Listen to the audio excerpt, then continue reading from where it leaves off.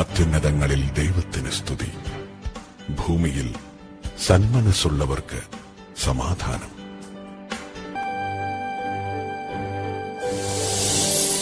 കൃപ നിറഞ്ഞവളെ സ്വസ്തി, കർത്താവ് നിന്നോടുകൂടെ.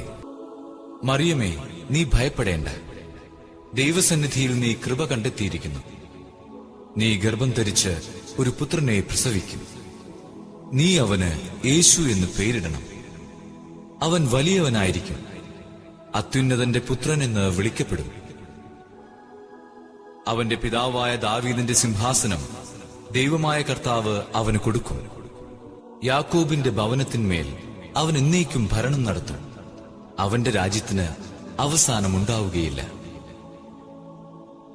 ഇതെങ്ങനെ സംഭവിക്കും? ഞാൻ പുരുഷനെ അറിയുന്നില്ലല്ലോ. പരിശുദ്ധാത്മാവ് നിന്റെ മേൽ വരും. അത്യുന്നതന്റെ ശക്തി നിന്റെ മേൽ ആവസിക്കും. ആകയാൽ ജനിക്കാൻ പോകുന്ന ശിശു പരിശുദ്ധൻ, ദൈവപുത്രൻ എന്ന് വിളിക്കപ്പെടും. ഇതാ, നിന്റെ ചാർച്ചക്കാരി വൃദ്ധയായ എലിസബത്തും ഗർഭം ധരിച്ചിരിക്കുന്നു. വന്ധ്യയെന്ന് പറഞ്ഞിരുന്ന അവൾക്ക് ഇത് 6-ാം മാസമാണ്.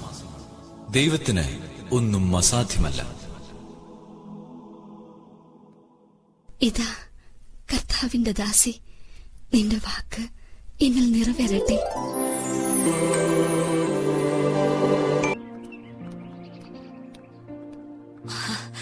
മറിയം,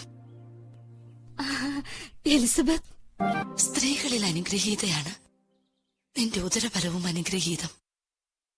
എന്റെ കർത്താവിന്റെ അമ്മ, എന്റെ അടുത്ത് വരാനുള്ള ഈ ഭാഗ്യം എനിക്കെവിടെ നിന്ന്? ഇതാ, നിന്റെ അഭിവാദന സ്വരം എന്റെ ചെവികളിൽ പതിച്ചപ്പോൾ ശിശു എന്റെ ഉദരത്തിൽ സന്തോഷത്താൽ കുതിച്ചു ചാടി. കർത്താവ് അരുൾ ചെയ്ത കാര്യങ്ങൾ നിറവേറുമെന്ന് വിശ്വസിച്ചവൾ ഭാഗ്യവതി. നോക്കൂ, ശിശു സന്തോഷം കൊണ്ട് കുതിച്ചു ചാടുന്നു. എന്റെ ആത്മാവ് കർത്താവിനെ മഹത്വപ്പെടുത്തുന്നു. എന്റെ ചിത്തം എന്റെ രക്ഷകനായ ദൈവത്തിൽ ആനന്ദിക്കുന്നു. അവിടുന്ന് തന്റെ ദാസിയുടെ താഴ്മയെ കടാക്ഷിച്ചു. ഇപ്പോൾ മുതൽ സകല തലമുറകളും എന്നെ ഭാഗ്യവതി എന്ന് പ്രകീർത്തിക്കും. ദാവീദിന്റെ പുത്രനായ ജോസഫ്, മറിയത്തെ ഭാര്യയായി സ്വീകരിക്കാൻ നീ ശങ്കിക്കേണ്ട. അവൾ ഗർഭം ധരിച്ചിരിക്കുന്നത് പരിശുദ്ധാത്മാവിൽ നിന്നാണ്. അവൾ ഒരു പുത്രനെ പ്രസവിക്കും. നീ അവന് യേശു എന്ന് പേരിടണം. എന്തെന്നാൽ അവൻ തന്റെ ജനത്തെ അവരുടെ പാപങ്ങളിൽ നിന്ന് മോചിപ്പിക്കും.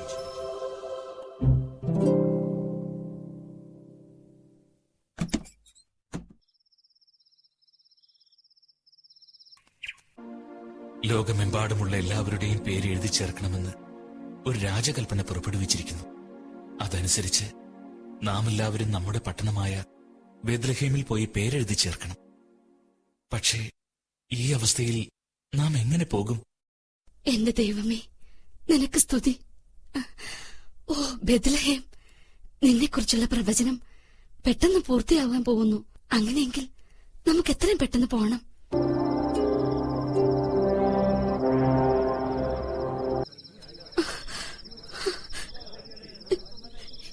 എനിക്ക് വയ്യ ജോസഫ്, ഇനി ഒരടി നടക്കാൻ എനിക്ക് സാധിക്കില്ല. അമ്മേ,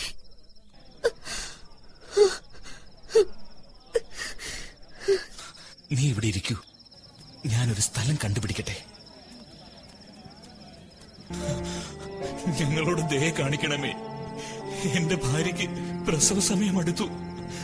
ഞങ്ങൾക്ക് വിശ്രമത്തിനായി ഒരിടം കിട്ടാതെ നിർവാഹമില്ല. ദയവായി അല്പം ഇടം തരണമേ. എനിക്ക് നിങ്ങളെ സഹായിക്കാൻ സാധിക്കുകയില്ല. പേരെഴുതിക്കാനായി വന്ന ജനങ്ങളെ കൊണ്ട് ബേത്ലഹേം നിറഞ്ഞിരിക്കുന്നു. എല്ലായിടത്തും തിരക്കാണ്. ഈ രാത്രിയിൽ നിങ്ങൾക്ക് എവിടെയെങ്കിലും സ്ഥലം കിട്ടുമെന്ന് എനിക്ക് തോന്നുന്നില്ല.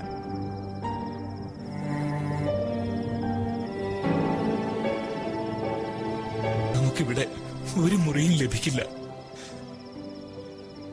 മേരി, നിനക്കിപ്പോൾ എങ്ങനെയുണ്ട്?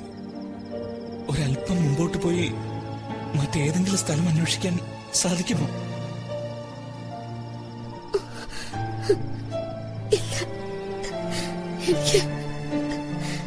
എനിക്ക് സാധിക്കില്ല.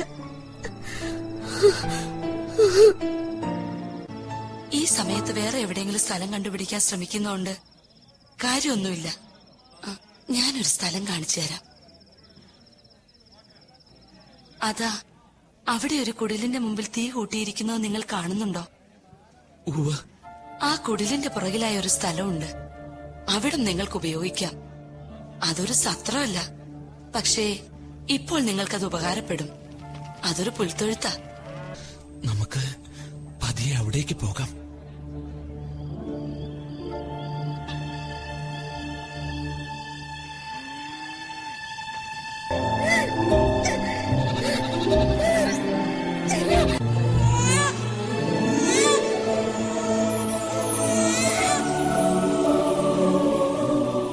അത്യുന്നതങ്ങളിൽ ദൈവത്തിന് മഹത്വം, ഭൂമിയിൽ ദൈവകൃപ ലഭിച്ചവർക്ക് സമാധാനം. ഭയപ്പെടേണ്ട, ഇതാ സകല ജനത്തിനും വേണ്ടിയുള്ള വലിയ സന്തോഷത്തിന്റെ സദ്വാർത്ത ഞാൻ നിങ്ങളെ അറിയിക്കുന്നു. ദാവീദിന്റെ പട്ടണത്തിൽ നിങ്ങൾക്കായി ഒരു രക്ഷകൻ, കർത്താവായ ക്രിസ്തു ഇന്ന് ജനിച്ചിരിക്കുന്നു. അത്യുന്നതങ്ങളിൽ ദൈവത്തിന് മഹത്വം, ഭൂമിയിൽ ദൈവകൃപ ലഭിച്ചവർക്ക് സമാധാനം.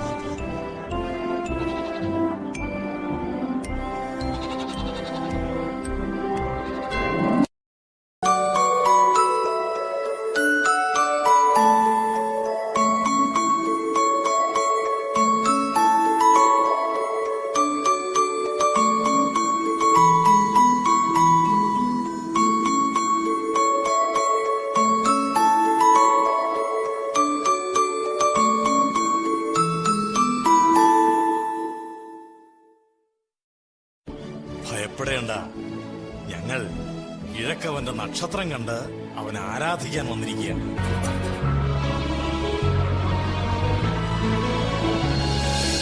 ദയവായി ഞങ്ങളുടെ കാഴ്ചദ്രവ്യങ്ങൾ സ്വീകരിച്ചാലും.